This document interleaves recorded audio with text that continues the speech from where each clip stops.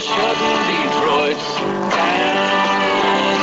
You know, I want to talk to John Rich. I want to do something for the city of Detroit. I really do. It's that bad, and people are suffering that much. I know Jay Leno went there and did an event for people. It's that desperate for people in Detroit. And I saw it the last time I was there in town. It was sad what's happening. But anyway, Governor Rick Perry of Texas is with us. Governor, how are you? I'm fine. Thank you, sir. Well, apparently you may now be on the Department of Homeland Security domestic right-wing warning list. Did you know that? Well, that's long overdue and coming. So that's something to be proud of. Did you hear about this? The federal agency is warning of radicals on the right and some of the people they're looking for. It says groups that reject federal authority in favor of state and local authority, so that would be you. Indeed it would. Well, let's play your comments for everybody and see how you got into this brouhaha, supposedly. Let's play. I believe the federal government has become oppressive. I believe it's become oppressive in its size, its intrusion in the lives of its citizens, and its interference with the affairs of our state. I'm here today to offer my unwavering support to the millions of Texans just like yourself that are tired of Washington, D.C. trying to come down here and tell us how to run Texas. Where did you make that speech, Governor? Actually in the rotunda of the Capitol. So, and there was quite a response to it, as you heard, and I suspect that there are millions of people that believe just like I do, that Washington has overstepped its bounds, has been overstepping its bounds for years, if the truth be known, and people are beginning to stand up and say, wait a minute, the 10th Amendment matters. Here's what it means. We are mad as hell, and we're not going to take it anymore. What do you mean? That's what tomorrow is really all about, Sean, when I think about what these Tea Parties are saying and the message that it's sending to Washington, D.C.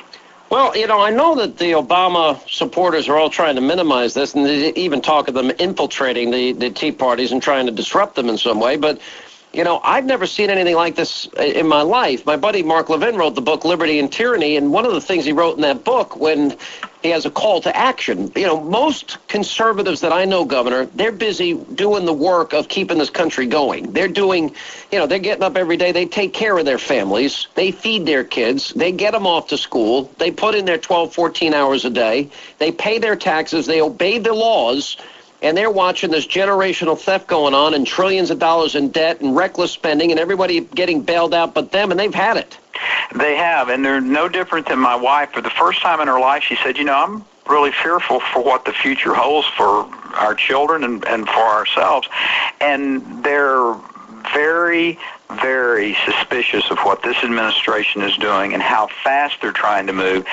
And those on the left that think that this is going to be something that bubbles up and goes away, I will suggest to them that they need to watch this closely. And here's really where the target is. Yeah, it's the administration, but the target is to those congressional members who are going to be putting their name on the ballot, filing for election here in less than 8 months. The message is going to be to them, hey, brother congressman, sister congresswoman, hold on a minute. You're doing some things, or you're overseeing some things, or you're blessing some things in Washington, D.C. that are absolutely wrong, and we're not going to stand for it anymore.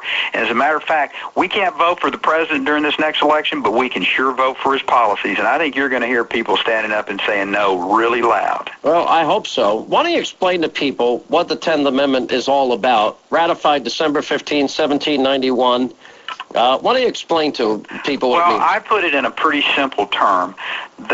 The states are who formed the federal government. The states said, federal government, we want you to be an agent of our states, not the other way around. And that's what the 10th Amendment really is. It is a clear message that we formed the federal government as a unit to represent us, but it's not the other way around. This federal government didn't form the states to be their workers. It's the people. Well, I mean, and it's very, very clear. The 10th Amendment restates the Constitution's principle of federalism, you know, by providing that the power is not granted to the national government, nor prohibited to the states, are reserved to the states or the people. And it's very, very clear. It's word. It's probably as simple as any to read, to understand, and the federal government is there at the behest of the states, not the other way around. Don't send our money back to us and tell us how to spend it. Don't send our unemployment insurance money back to the states and say, oh, by the way, Texas, here's how you have to expand your government program. They tried that with us, and I told them, thanks, but no thanks. We're not going to take that money. Well, you and Mark Sanford and Governor Palin and a few others, but others were racing to grab the money. Well, and it is, I think it's reflective of a greater problem that we've got, is this short-term type of fixes that individuals will go to rather than looking at what the long-term best. Sean, there is a reason that Texas is the best state in the nation to live in today from the standpoint of job creation. 70+% of the jobs created in 2008 were in Texas, and there's a reason for that. It's because we kept our taxes low. We didn't spend all the money. We've got a regulatory climate that is fair and predictable. We passed the most sweeping tort reform in the nation. We got a public school system that puts a skilled workforce together. Then we get out of their way and let the private sector do what the private sector does best, and that's create wealth and jobs, opportunity, and hope. Well, Governor Rick Perry, I agree with you, and I share the sentiment of your wife, and I'm very concerned about it. And we're going to be posting our TV show from Atlanta tomorrow at the Gold Dome, the state capitol, and give Sonny Perdue our best. I can promise you he's going to be standing up with us and saying the same thing that all the patriots across America. Stop what you're doing. Quit spending all the money. Cut some taxes. Then get the heck out of the way. Governor, appreciate the message. Thank you, and I'm glad you said it. Thank you very much, Governor Rick Perry of Texas.